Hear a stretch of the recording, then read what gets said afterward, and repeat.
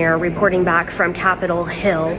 Unfortunately, the Senate is not voting on a continuing resolution today or this week at all, and they will be heading home shortly for the weekend and set to return either Monday or on Tuesday for continuing votes on the CR that is currently pending in the Senate. It is unlikely that this shutdown is going to end next week, and unfortunately all discussions and negotiations have essentially stalled, and it appears that we might be going into at least the end of November with this shutdown. And as I've reported on before, there are issues and cracks with our banks as far as access to liquidity. Now, this is kind of a perfect storm because the Federal Reserve in 2020 removed the bank's 10% reserve requirements. And since 2022, the Federal Reserve has engaged in quantitative tightening operations, essentially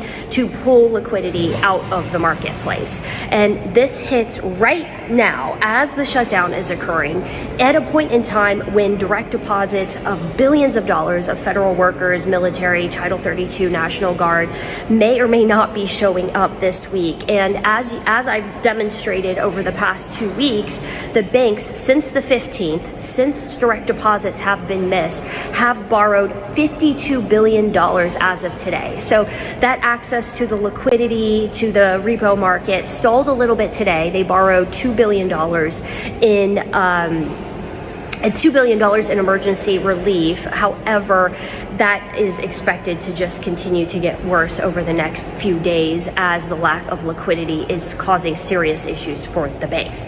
Now, the other issue is you have to look at U.S. Treasury. U.S. Treasuries is essentially how the U.S. government gets funds, gets liquidity. And since May of this year, U.S. Treasuries have been downgraded. There is not much confidence internationally with the U.S. government, with our debt levels, and with the U.S. Treasuries as a safe asset class. So since October 1st, we have seen a mass exodus of people leaving U.S. Treasuries, selling off U.S. Treasuries, and jumping to other asset classes such as gold and silver. So I encourage all of you to go look at the 10-year U.S. Treasury rate, go look at what's happened with that since October 1st. Also go look and see what's happened with gold and silver, and I think you're going to be able to put together a picture of what is happening with investments, where money is moving to. And it's a little bit frustrating because I shared with all of you the CNBC article yesterday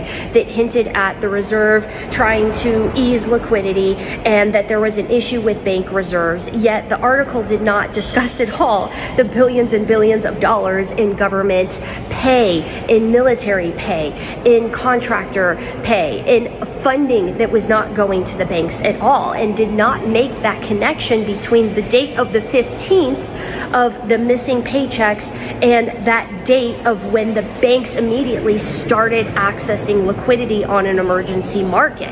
And so that is my problem with the mainstream media.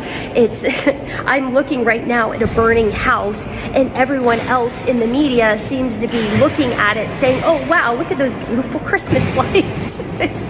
It's absolutely absurd. So I encourage all of you to go look at the aforementioned markets, go take a look at U.S. Treasuries, take a look at gold and silver, and you're going to clearly see that assets the investments in assets are changing right now. And so it's important to protect your own assets, protect your own capital. Don't put all of your money in one bank. Make sure that whatever you do have in cash is spread out amongst at least 2 or 3 banks, and that you have the FDI insured limit. You're not over that at any particular bank. So do your best to try to protect your own savings. I will continue to cover what's going on here at Capitol Hill, but there is the sentiment right now on the Hill is that this is not going to end until end of November, potentially even into December.